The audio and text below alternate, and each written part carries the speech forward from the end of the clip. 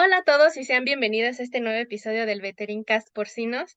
Mi nombre es Andrea García y en este episodio vamos a tocar un tema bastante interesante. Hablaremos sobre una enfermedad de gran impacto en la porcicultura. Estamos hablando de la influenza porcina. Contamos con dos invitados expertos en el área, el doctor José Iván Sánchez Betancourt y el doctor Iván Ramos Martínez. Sean bienvenidos, doctores. Por favor, este, muchísimas gracias por aceptar esta invitación. Por favor, antes de empezar, platíquenos brevemente de su trayectoria y sobre todo cómo se han involucrado con el tema del virus de la influenza. Sí, con gusto. Bueno, en realidad, a partir del 2009, que fue la pandemia, hubo un grupo de atención a nivel universitario y fui invitado a participar en ese grupo para montar el diagnóstico en toda la comunidad universitaria que lo requiriera y junto con el Instituto de Biotecnología. Y por supuesto, dentro del Departamento de Medicina y Zootecnia de Cerdos, se estandarizó el diagnóstico para detectar al virus pandémico en el 2009 a través de la prueba de PCR. Así me fui involucrando desde el 2009. eh, pues me tocó participar también en el aislamiento de este virus pandémico H1N1 en el Instituto de Investigaciones Biomédicas y a partir de esa fecha pues realmente ha sido una enfermedad muy interesante en donde hemos desarrollado varios proyectos, obviamente enfocados a influenza porcina. Al menos, digamos, esa ha sido mi historia un poco en relación a cómo me involucré en influenza. Muy bien. En mi caso, Andrea, bueno, yo hice los posgrados en ciencia básica, enfocado en modificaciones posttraduccionales, entonces, en específico la glicosilación. Eh, eh, pues con la pandemia, pues me interesó mucho el tema de cómo muchos virus entraban a través de este tipo de modificaciones. Los virus de influenza entran por los ácidos sialicos y, por ejemplo, el SARS-CoV entra por otro tipo de glicosilación que se llaman heparansulfatos. A raíz de esto, hacía experimentos para cuantificarlos, para caracterizarlos, pero no sabía nada de influenza. Posteriormente me interesó mucho el tema, contacté al doctor Iván Sánchez Betancourt y le platiqué de la posibilidad de desarrollar una colaboración en forma de postdoc, y ahora soy su postdoctorante y él es el especialista en la parte de influenza y yo soy el especialista en la parte de ciencia básica de cómo caracterizar las glicosilaciones. Entonces así es como ahorita estamos trabajando esta parte. Haciendo esta Entonces, mancuerna. básicamente, sí.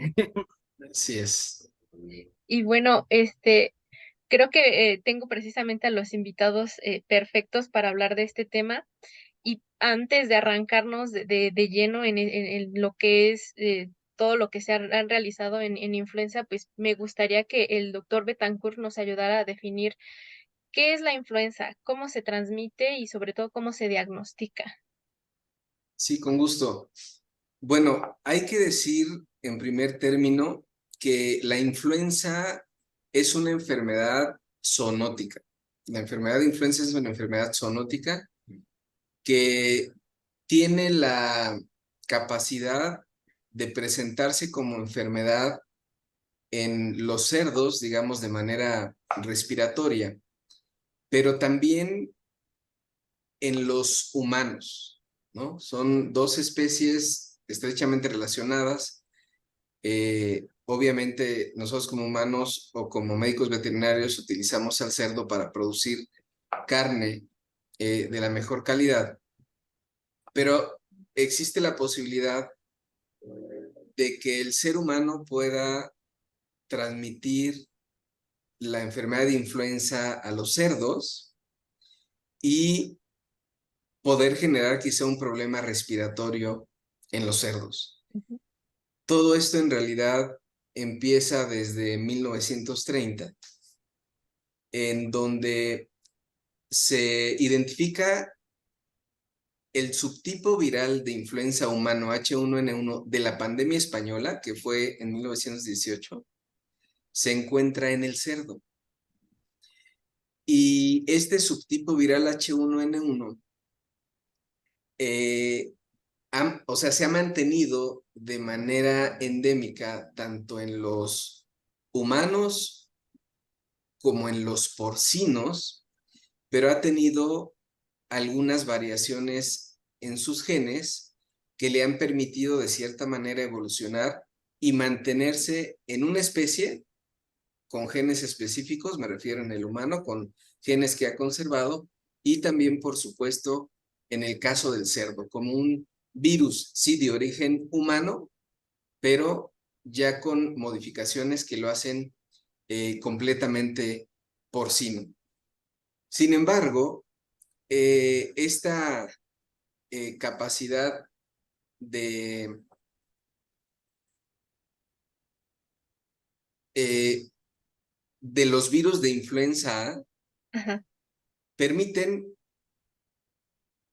que haya pues más de 180 subtipos virales que afectan a muchísimas especies de mamíferos, pero también que se han detectado la mayoría de los subtipos virales en aves silvestres acuáticas migratorias.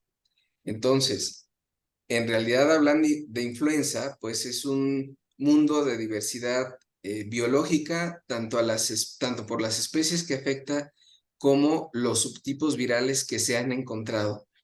Y resumiéndolo un poco más, pues en el caso de los humanos, afecta el subtipo H1N1, también en el caso de los cerdos. H3N2 en el caso de los humanos, pero también en el caso de los cerdos. Y en el caso de los cerdos se ha encontrado un subtipo más que es el subtipo H1N2, que es precisamente un nuevo subtipo viral que tiene la hemaglutinina del H1 y la neuraminidasa del H3. Y este nuevo subtipo viral, afortunadamente no se ha encontrado en humanos, pero sí se encuentra en cerdos. Y la manera de transmisión es a través de los aerosoles, es decir, un cerdo infectado que está eliminando el virus porque tiene una replicación en el tracto respiratorio superior. Al momento de estornudar, el virus viaja a través de micropartículas de saliva del cerdo que al momento de ser inspiradas por otro cerdo o quizá por otra especie, pues va a generar una deposición de este virus en Mucosa. los cornetes nasales, en la mucosa, y si el virus detecta algún receptor celular, que es precisamente lo que está haciendo actualmente el doctor Iván, puede en esa nueva especie replicarse e infectar o no replicarse y no infectar. El diagnóstico está especificado por la OIE y habla que para detectar al virus, es decir, hay pruebas para detección de antígeno, se puede hacer la reacción en cadena de la polimerasa o el aislamiento viral, pero para detectar a los anticuerpos, la prueba es inhibición de la hemoaglutinación. Son las formas de detectar directamente al virus o directamente a los anticuerpos que genera el sistema inmune hacia ese virus. Claro. Eso es un poquito el resumen de qué es lo que pasa con influenza, qué es y cómo se diagnostica. Que lo menciona, doctor, bien interesante cómo es este virus capaz de mutar o de expresarse también para diferentes especies y que me parece muy importante que se conozcan o tener al menos una idea de ¿cuáles son estas estrategias más efectivas o al menos las que se puedan a las que uno se pueda acudir para prevenir y controlar brotes de influenza? ¿Usted cuáles son las que podría mencionar? Bueno, si estamos hablando de granjas porcinas, necesitamos considerar las vacunaciones. Los subtipos virales que infectan al cerdo, que son tres, ya los comenté, H1N1, H3N2 y H1N2, están contempladas en vacunas comerciales. Lo importante aquí es que el diagnóstico de esa granja porcina llegue hasta la detección del subtipo viral, para que yo elija la vacuna correcta y pueda prevenir la enfermedad en los cerdos vacunando antes de la infección. Y esa vacunación debe contemplar, pues, el subtipo viral que está afectando a los animales en cierta etapa productiva. Eso es lo que tendríamos que considerar siempre que tengamos, una granja positiva a influenza A. Detectar el subtipo, ver qué vacunas hay en el mercado que protegen contra ese subtipo viral y, por supuesto, esto va a minimizar el impacto económico clínico generado por influenza en nuestras granjas porcinas. Okey, entonces, básicamente el control, o más bien nos iríamos más bien a la prevención, ¿no? En los brotes en granja a través de vacunación. Sí, digamos que es difícil poder evitar el ingreso de la enfermedad a una granja. Se controla a través de vacunación solamente, pero hablando de la prevención es difícil por el simple hecho de que si las aves acuáticas migratorias pueden tener una gran variedad de subtipos virales de influenza y no tenemos, por ejemplo, mallas pajareras en los corrales, pues las aves que van migrando y que encuentran granjas porcinas pueden tener acceso al alimento de los comederos y las aves, recordemos que cuando comen, pues también, digamos, defecan. La mayoría de los virus de influenza en aves también tienen un tropismo viscerotrópico. ¿Qué quiere decir eso? Pues que a través del tracto digestivo se eliminan restos de heces y partículas virales que, si son depositadas en el alimento en los comederos de los cerdos podrían ser Ujú. infectados a través de esta vía. Y sin saber precisamente si es un subtipo viral típico de los cerdos, como los tres que ya platicamos, o un subtipo viral diferente, pues obviamente no sabríamos si va a ser infectado el cerdo. Y eso es precisamente lo que comentaba el doctor Iván Ramos acerca de algunos estudios que estamos haciendo para detectar cuáles son las vías de entrada a la célula de estos virus que pueden ingresar por una u otra vía o por uno u otro receptor celular, ¿no? Y eso va a depender, pues, obviamente, del subtipo viral y de la especie. Repito, es tan difícil contener la infección o la entrada de un virus de influenza a las granjas, porque así lo transmiten, por ejemplo, estas especies, aves acuáticas migratorias, como ya lo comenté, pero ¿qué pasa si una persona Ujú. va infectada a la granja, va enferma a la granja y es influenza? Sí hay riesgo de transmisión a los cerdos, porque los cerdos tienen dos receptores celulares en sus células del tracto respiratorio que le va a permitir, ya sea a virus aviares o a virus de influenza, poder infectar las células del cerdo porque tienen ambos receptores y poder generar la enfermedad. En realidad, el riesgo no está hacia el ser humano. El riesgo está hacia los cerdos que tienen receptores celulares variados y que pueden ser infectados por virus humanos o virus aviares, o bueno, claro, o algún otro virus porcino de los que ya hemos hablado. Ok. Entonces, esto me lleva a esta siguiente cuestión que u- usted, ¿cuál considera, doctor, son los principales desafíos o estas perspectivas futuras de la investigación y control enfocadas a la influenza porcina? Bueno, en realidad hay varios desafíos. El primero de ellos es conocer realmente la diversidad viral de los virus de influenza que afectan a los cerdos, porque se han reportado en otros países ocasionalmente la presencia de nuevos subtipos virales. Entonces no podemos dejar de lado eso.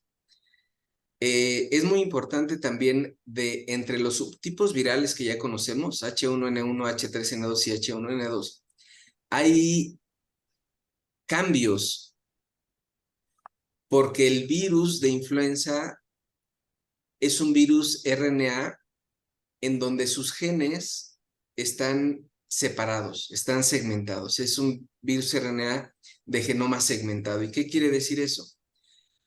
Que si una célula es infectada por dos subtipos diferentes, es probable que la replicación de ambos subtipos en una misma célula incorpore en un nuevo virus genes de uno y de otro subtipo viral.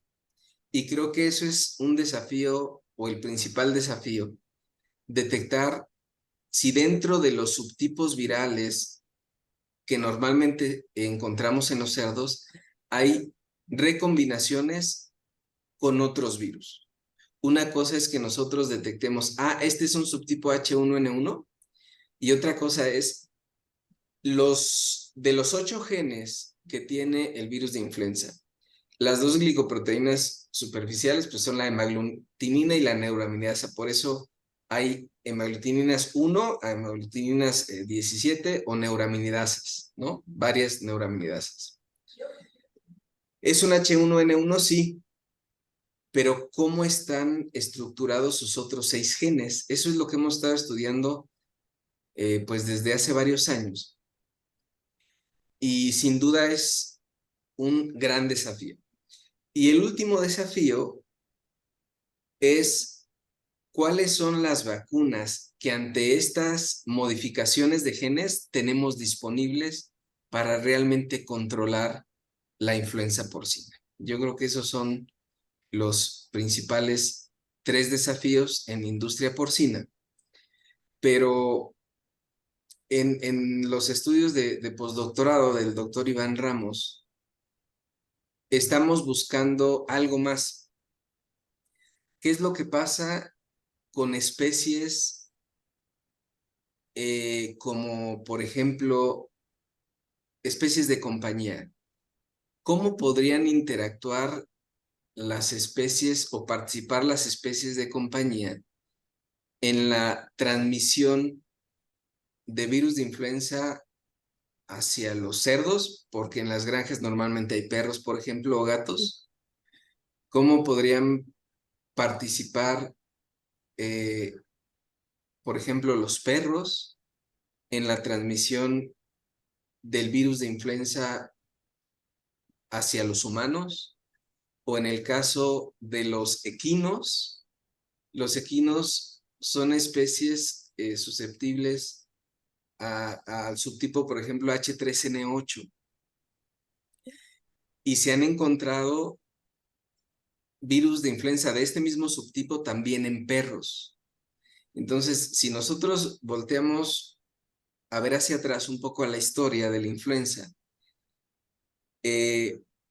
recordemos que en Escocia y algunas zonas de Inglaterra, la caza de aves silvestres acuáticas, o sea, la caza de patos, es una actividad que lleva muchísimos años, cientos de años desarrollándose, pero que no ha dejado de desarrollarse.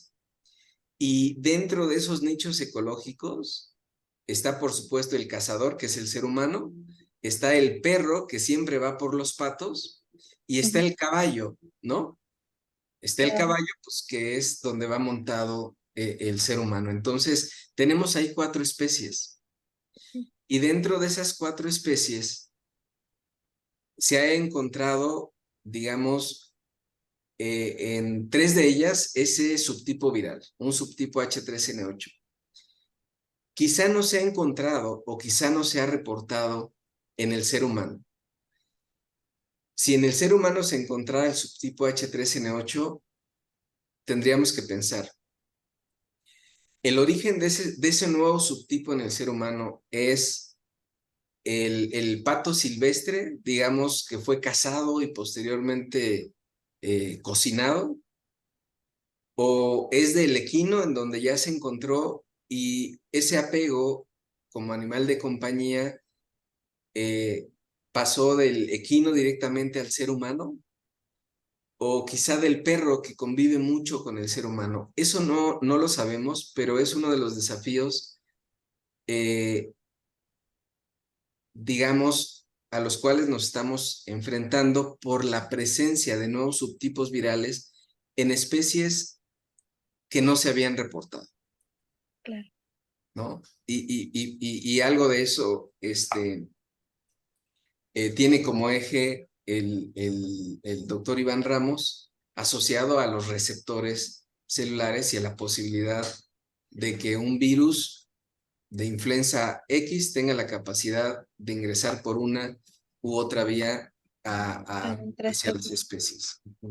Claro, que me queda claro que entonces esto se vuelve un poco más complejo, ¿no? Y doctor Ramos, Iván Ramos, por favor, ya nos mencionó el doctor Betancourt que justamente están enfocando estas investigaciones a esta parte de encontrar cómo ocurre o cómo pudiera ocurrir esta transmisión entre especies. ¿Podrías hablarnos entonces qué proyecto están realizando actualmente en el Departamento de Medicina y Zootecnia de Cerdos en este momento?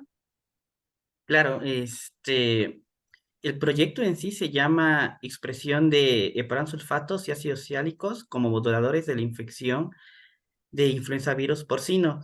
El proyecto, la parte novedosa que tiene es, anteriormente ya se conocía bien, como bien indicó el doctor Sánchez Betancourt, que los virus de influenza reconocen específicamente los ácidos siálicos. Sin embargo, se ha visto que algunos virus pueden reconocer otros tipos de glicosilaciones. Entonces, se hace necesario estudiar si los otros tipos de glicosilaciones, en este caso los sulfatos, pueden intervenir. Ahora, la ciencia no siempre avanza como uno quisiera. Cuando yo empecé la revisión para el artículo, observé que hay mucha controversia en la ciencia de qué virus reconocen qué tipos de ácidos siálicos. Hay una gran diversidad de experimentos, sin embargo, y hay muchos experimentos ya hechos, pero hay algo que es evidente y claro, que hasta el momento, si bien los influenzavirus entran por ácidos siálicos, no se ha podido inhibir in vivo este tipo de interacción, porque uno pensaría que sería muy fácil poner un competidor y hacer que el virus ya no se una al receptor de la célula, se una al competidor y ya no se infecte. Entonces se han diseñado una gama enorme de competidores, pero ninguno funciona. Tan claro es que, por ejemplo, en humanos, el tratamiento para influenza sigue siendo el mismo de hace mucho tiempo, de los 80 me parece que es el Tamiflu, oseltamivir, pero no actúa por esta vía, actúa por inhibiendo la neuraminidasa. Entonces, aunque ya se sabe y se da por hecho de que los virus reconocen los ácidos siálicos, no hay una estrategia clara para eh, diseñar un fármaco que afecte esta vía y, por lo tanto, inhibir la infección por virus. Entonces, es importante descubrir qué está pasando.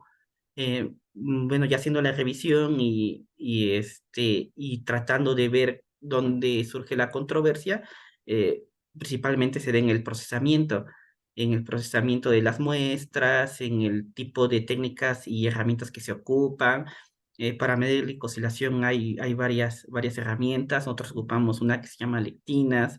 Las lectinas también es difícil trabajarlas. A veces se quieren ocupar como anticuerpos, pero tienen otras propiedades porque todos los anticuerpos son iguales. Sin embargo, las lectinas, como se originan a partir de cualquier organismo, pueden ser plantas, crustáceos, son más difíciles de manejar.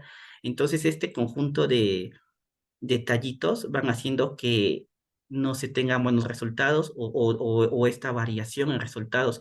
Por lo tanto, es necesario, como decimos, estandarizar todo, ¿no? Estandarizar el correcto de fijación de los animales, el manejo de las lectinas. Todo este conjunto de herramientas son necesarias. Entonces, esto es lo que estamos haciendo ahorita ese es parte de mi proyecto. Estamos ocupando diferentes herramientas para medir las glicosilaciones en el tracto digestivo de cerdo. Ahorita ya empezamos con las inmunohistoquímicas con lectinas. Básicamente lo que hacemos con esa técnica es caracterizar el tracto respiratorio de los cerdos con diferentes lectinas y con anticuerpos para ver los separados olfatos. Y como una parte final queremos hacer vamos a cortar los glicanos con enzimas y mandarlas a caracterizar. Estamos colaborando con un grupo en Francia, fue donde yo hice mi postdoctorado anterior. Entonces, les vamos a mandar los azúcares y que los caracterice. Esto es lo que quisiera resaltar. Para ellos es muy fácil hacer esta parte, caracterizar. Lo que es muy difícil para ellos es obtener animales. Por ejemplo, en Europa está muy restringido el uso de animales, es muy complicado, inclusive el uso de ratones. Para que alguien pueda tocar un ratón experimental, tiene que tener un entrenamiento muy arduo. Entonces tenemos que explotar esta ventaja, es lo que rescata o lo más importante, que ahora tenemos las herramientas aquí en el departamento, que son los animales, y mandar simplemente los azúcares. Entonces, como que colaborar es importante para este tipo de proyectos. Entonces, en resumen, este proyecto es el que estamos haciendo ahorita. Es muy grande, queremos hacer muchas otras cosas, ojalá nos dé tiempo. También es importante lo que he comentado con el doctor Sánchez Betancourt de la glicosilación. Es muy compleja porque esta no se expresa en genes. Entonces podemos tener perfectamente secuenciado el gen de un virus, pero no podemos saber su glicosilación. Entonces es importante caracterizarlo, que también es una rama que surgió ya platicando de medir la glicosilación en los virus, que también es importante, porque las interacciones celulares, virus-célula, no es unilateral, sino en otros virus se ha visto que interactúan una gama importante de receptores. Por lo tanto, es necesario caracterizar tanto las glicosilaciones en los cerdos como en los virus, porque también las células animales las células animales pueden reconocer glicosilaciones en otros virus o en otras células. Entonces, sí, básicamente estamos caracterizando estas glicosilaciones, es bastante trabajo, hemos avanzado bien. Entonces, aquí vamos, caracterizando algunas moléculas.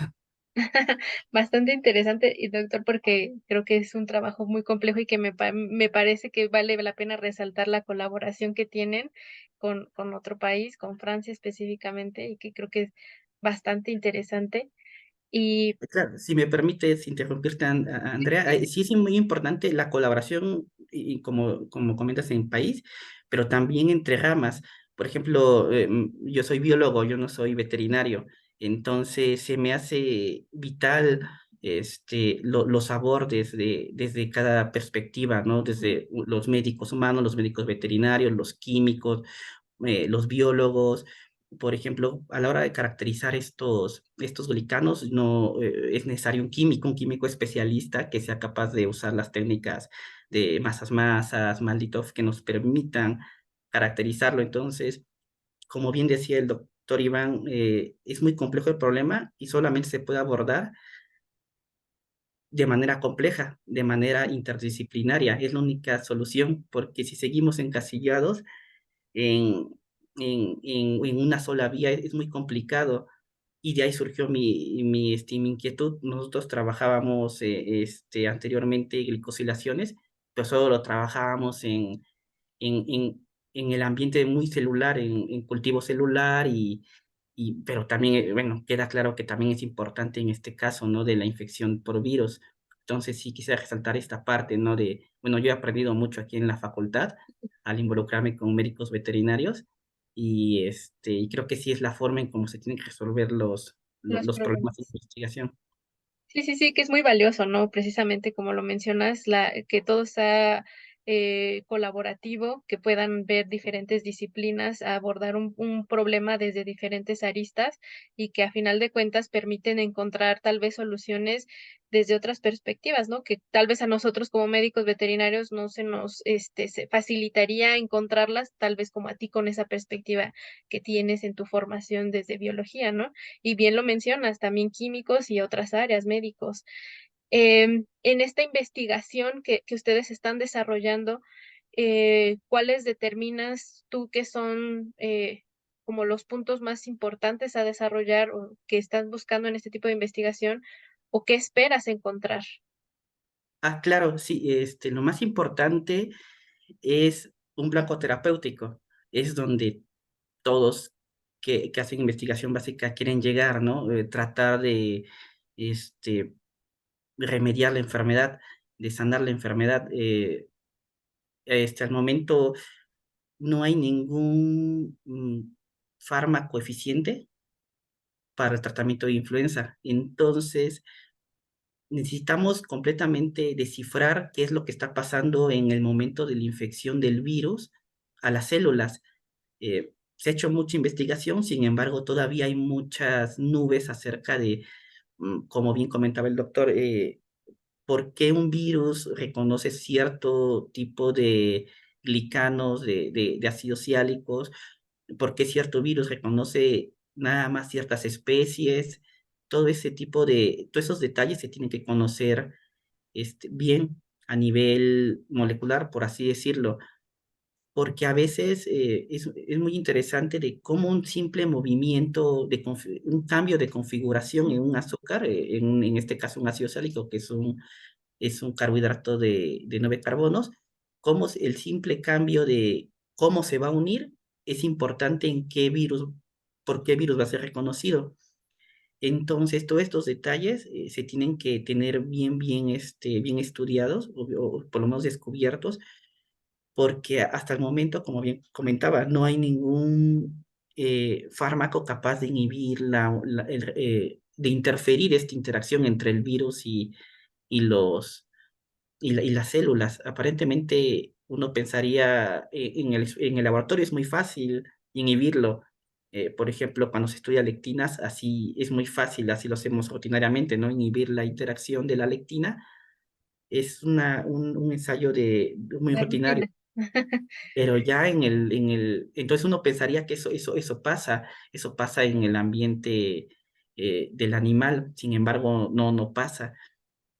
¿Y por qué? No se sabe. Entonces, tenemos que descubrir bien y una vez que ya se esté bien descrito, ahora sí podemos decidir si es un blanco terapéutico, si podemos diseñar herramientas capaces de inhibir esta interacción.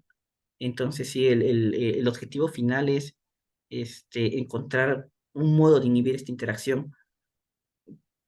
No hay totalidades, tal vez inhibirlo parcialmente, pero Pero sí es encontrar esa ruta, ¿no? claro. Okey. Y hasta el momento, ¿cuáles consideran que son estos los frutos que han obtenido de este trabajo? Hasta el momento, llevo un año, un poco más de un año trabajando. Eh, Primeramente hicimos un artículo que fue muy visto. Está publicado en International Journal Molecular Science. Tenía 6 de impacto cuando se publicó. Fue un compendio, es muy interesante porque todo lo que platicamos, el doctor Iván y yo lo plasmamos en este artículo de revisión. Trata sobre virus y de cómo una gama enorme de virus reconocen glicosilaciones. Entonces, bueno, colaboramos para hacer el artículo con los especialistas en cada área de glicosilación. Por ejemplo, están amigos colaboradores de la Facultad de Medicina, doctores de Francia que le dieron su visto bueno y colaboraron para escribir este artículo. También colaboramos con algunos, sacamos otros 2 artículos en colaboración, uno con la Facultad de Química y otro con el Instituto de Biomédicas.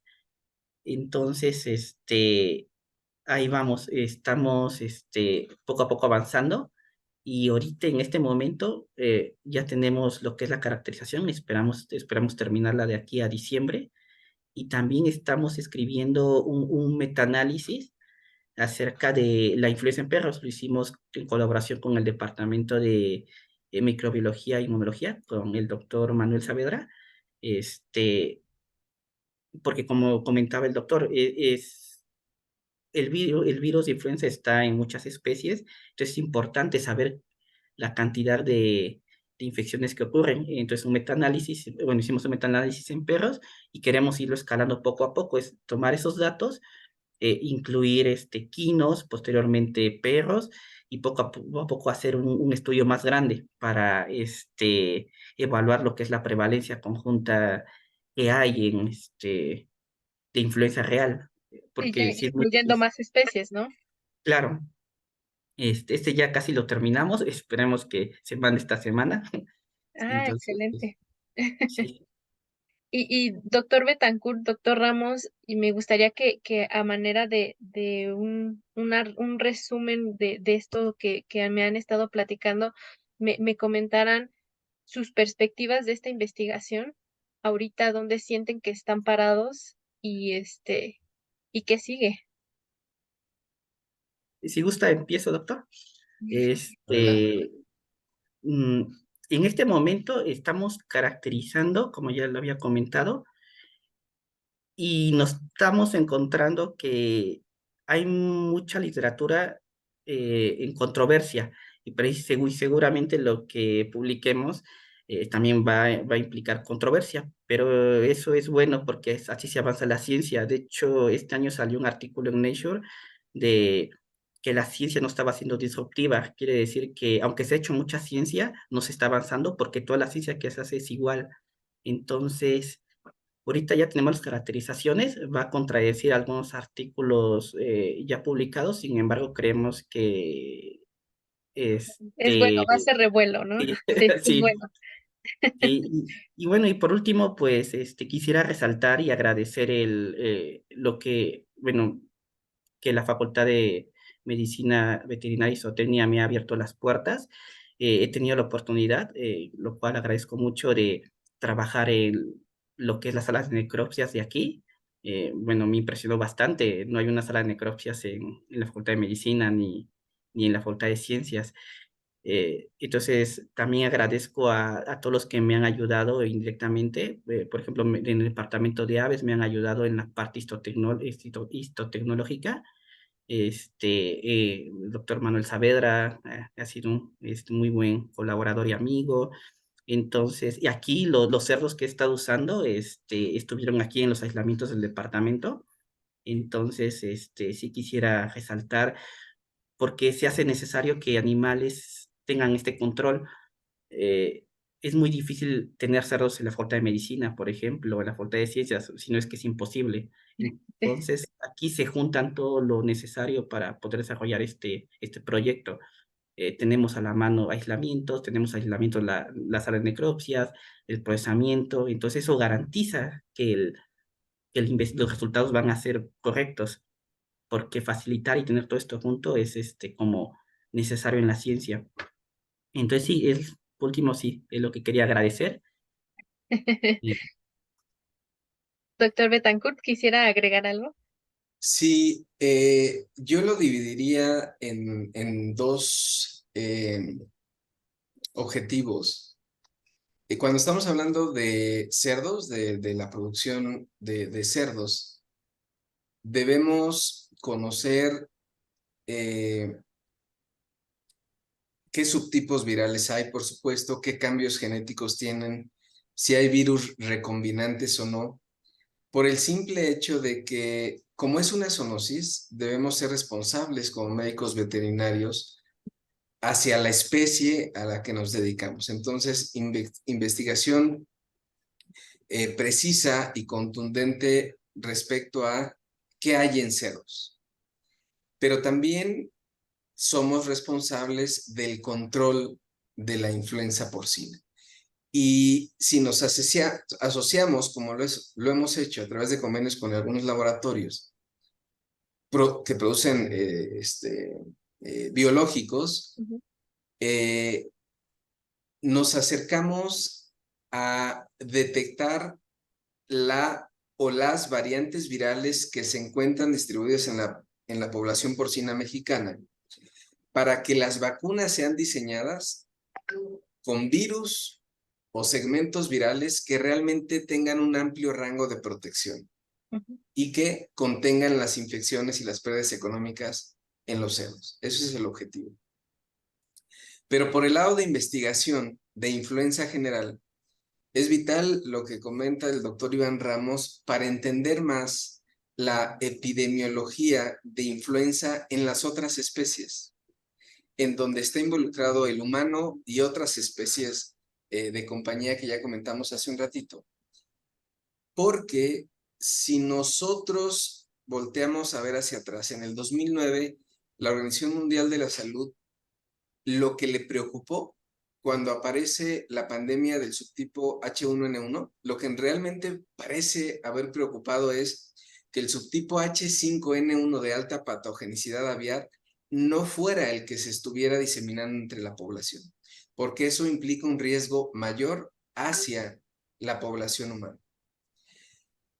Y a partir de esa fecha, la OMS ha estado identificando posibles brotes de este subtipo de origen aviar de alta patogenicidad y efectivamente se han dado en Shanghái, en Vietnam, en Singapur, se han dado brotes de este subtipo H5N1 aviar de alta patogenicidad en humanos. Pero la responsabilidad de todos es, por ser zoonosis, repito, enfocarnos a la especie que nos corresponde, pero en general atender la necesidad de encontrar ya sea vacunas o, digamos, receptores o bloqueadores, como lo comentaba el doctor Ramos, fuera de cerdos, para evitar el ingreso de nuevos subtipos virales a través de receptores que les permiten ser infectados en diferentes especies. Esta transmisión interespecies es un punto importantísimo a atender todos los que nos dedicamos a influenza en general, no a influenza porcina. Típicamente, influenza humana, cada año hacen monitoreos a nivel mundial y determinan cuáles son los subtipos más prevalentes que deben ir incorporados a la vacuna del siguiente año. Esto es un nicho ecológico importante, humanos, especies de compañía, y lo que ya comenté respecto al control de influenza porcina. Sí. Nada más quería complementar eso y por supuesto también agradecer pues que nos hayan permitido participar con este tema en el podcast del Departamento de Medicina y Zootecnia de Cerdos. Gracias, Andrea.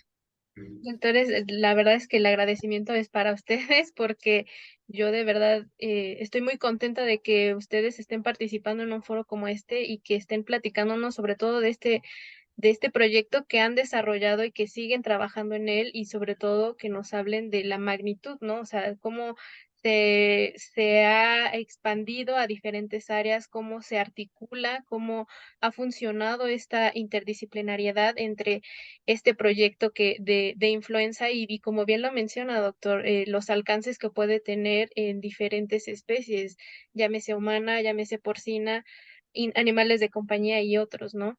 y que, pues, como bien lo mencionaba el doctor Iván Ramos, pues están buscando, ¿no? Encontrar una posible una forma de atender esta enfermedad, de ver cómo que su afección sea la menor posible o encontrar una solución. Y pues yo espero que próximamente sepamos más de ustedes, sepan que tienen las puertas abiertas aquí en este podcast para seguir haciendo difusión de este tipo de temas. Y también a nuestra audiencia quiero agradecerles por escucharnos. Recuerden seguir el canal de videoconferencias FMVZ UNAM y activar la campanita para seguir los episodios del Veterincast Porcinos. Mi nombre es Andrea García y este podcast es traído a ustedes en colaboración con la Secretaría de Educación Continua y el Departamento de Medicina y Zootecnia de Cerdos. Pueden encontrar más información relevante con la porcicultura en nuestras redes sociales. En Facebook nos encontramos como Departamento de Medicina y Zootecnia de Cerdos. En Instagram nos encuentran como @DMZC-FMBZ. Y en LinkedIn nos pueden encontrar como Laboratorio de Diagnóstico DMZC FMBZ UNAM. Muchísimas gracias, doctores.